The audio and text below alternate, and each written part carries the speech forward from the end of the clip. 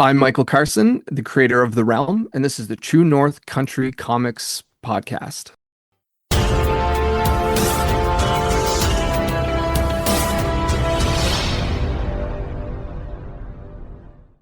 Welcome to the True North Country Comics podcast, dedicated to celebrate Canadian comic book and graphic novel creators and supporters. I'm John Swinimer. On this episode, I chat with Michael Carson about his comic book series, The Realm, published by Raven Media. Based in Toronto, Ontario, Michael Carson has an artistic background in photography and graphic design. Having graduated from Yorkville University with a Bachelor of Creative Arts degree, Michael attended the Banff World Media Festival with a concept trailer that has ultimately evolved into a comic book series entitled The Realm. The story of The Realm goes like this. When classmates Ada and Isaac stumble upon a glowing purple door in the woods, they're pulled into The Realm, a world of magic, mystery, and adventure. There they meet Quinn, a courageous gnome, and River, a clever merfolk princess, who help them navigate enchanted forests and ancient ruins in search of a way home. But a powerful sorcerer has plans of his own, and Ada and Isaac may be the key to unlocking a magic long forgotten. Their journey will test their courage, challenge their friendship, and change how they see their world and themselves forever. So, without further ado, here's my chat with Michael Carson about his comic book series, The Realm, published by Raven Media. So, Michael Carson, thank you very much for taking time to chat with me. Hey, no problem. I appreciate you giving me the opportunity. Any chance I get to talk about my work is, I'll always take that up. So thank you. No problem at all. Yeah, it's always great to talk to a new creator, learn something new. But before I get to all the questions, I would like to know, what was the first comic book that you read? That is a really great question. And I can't quite remember. I do know that when I was probably 5 or 6, I had the Superman's Funeral for a Friend. Is that what it's called? Yes, that's it. And I had a Captain America comic book. I wasn't much of a reader until later on, but I very much remember flipping through those and sort of Wow. just being enthralled with them, right? So That must have been probably kind I'd of say those two. confusing, Yeah. though, with the Superman comic. It's like you're dropped into the story that where a lot of activities have already taken place. Absolutely. And I was just I don't know what's happening, but I kind of know who Superman is, and there's this big spiky monster, and so I'm really young, but Yeah, it well, good was stuff pretty growing up, but cool. I'm wondering who or what inspires you to create today? My kids, that's really it. I just love hanging out with them. I love telling stories with them. And this all kind of started with my daughter when she was about 2 or 3. She always wanted dad to put her to sleep. Dad, put me to bed. So I said, okay. And she'd stay awake asking questions all night, right? And we'd stare at the ceiling. So we started doing what I called stories in the sky, where we just stare in the ceiling and I would just tell her stories. And a lot of the times it was just stories I knew and I kind of edited them for a kid. And then I started thinking about some of the stories that I really liked growing up and just kind of started making my own stuff up.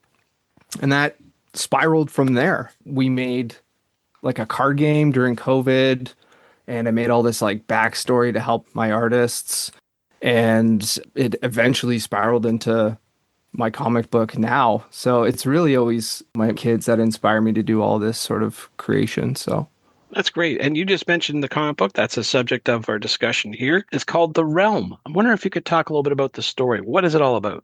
sure. So The Realm is a action adventure fantasy and it follows these two teenagers, Ada and Isaac, who on a field trip to Tiffany Falls in Hamilton, they discover this sort of ancient door and are transported to this magical world filled with all the hits are there. We got gnomes and merfolk and goblins, and they're really just trying to find their way home while working together. And they end up getting caught in this growing conflict between this shadowy sorcerer figure and sort of the clans of the realm trying to sort of stop this invasion. And Wow. along the way, they discover magic, courage, and friendship, and they learn to trust each other and to kind of become heroes. So You mentioned that this was sort of spun out of the bedtime stories you would tell your daughter. Was there any other influence along the way? Was it folklore? Was there other stories, or just out of the blue you said, yeah, this could be great? Oh, absolutely. I'm a huge fan of, Alice in Wonderland and Tron. And when I was, much younger, Lion, the Witch, and the Wardrobe, I've always sort of gravitated towards these stories of, these kids get pulled into these unfamiliar circumstances and they have to they're trial by fire, sort of, right? And they're trying to get home. I've always been really inspired by those stories. And then, I love, like you said, folklore, right? There's some Norse mythology sort of worked into this story, and then, some others as well. You started off saying that these were originally stories that you would tell your daughter at night, but Mhm. who is the audience for your comic book? So my audience it's much older than when she was little. And I've kind of think the youngest is going to be around 9, and she's about 10. And my son's around 8. But I've really been getting a lot of great feedback from sort of that teenager audience and some adults even too. So I am writing it a little bit younger, trying to keep it PG, but I really feel like it will be an all ages project that, many people will relate to. You didn't work on this alone. You obviously had some people helping you out. Can you talk about who they were? Yeah, absolutely. So the main idea came when I was finishing my degree. I came up with turning all of the stories really and focusing it into a comic book. And I was trying to find some illustrators.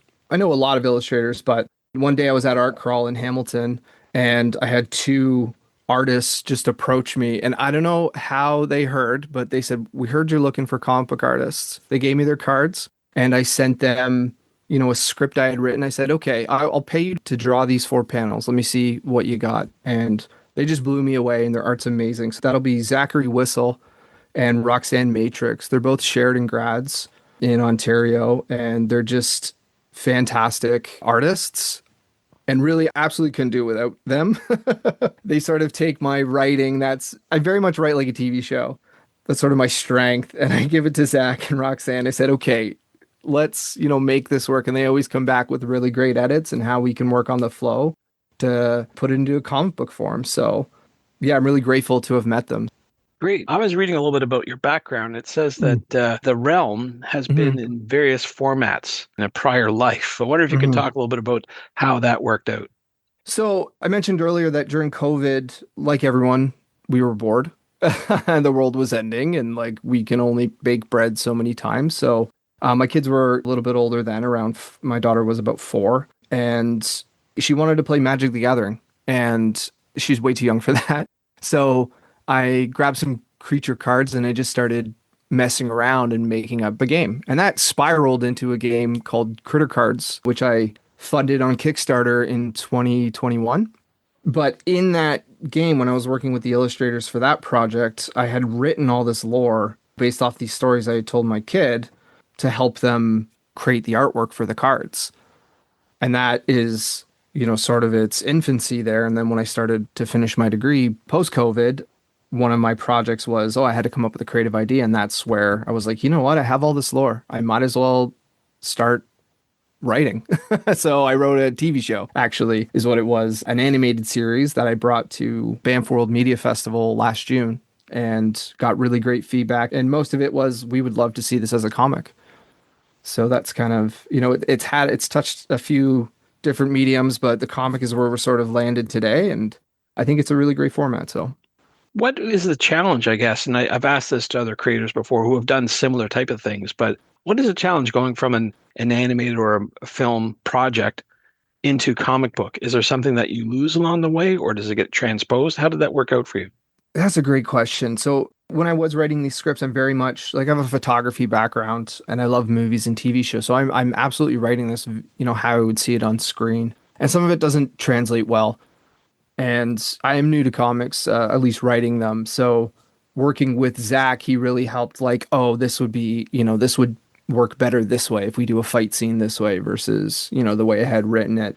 So that's absolutely a big challenge and also just trying to keep it to the 30 pages per issue, right? To tell the story, without instead of 30-minute episode, it's a 30-page issue. So that was a challenge too, just trying to like, what can we cut from this, or how can we retell the story so that it still makes sense, right? So absolutely big challenges there. And you had your illustrators along the way to help you, guide you, so that would sort of make sense from a comic book perspective. Exactly, yeah. So Zach is, he's written his own comic books. He's done work for others as well.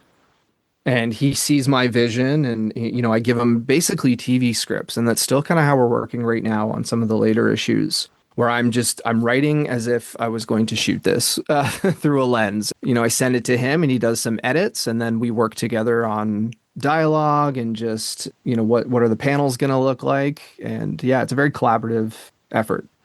Do you wish or hope that someday it could be turned back into an animated format at some point?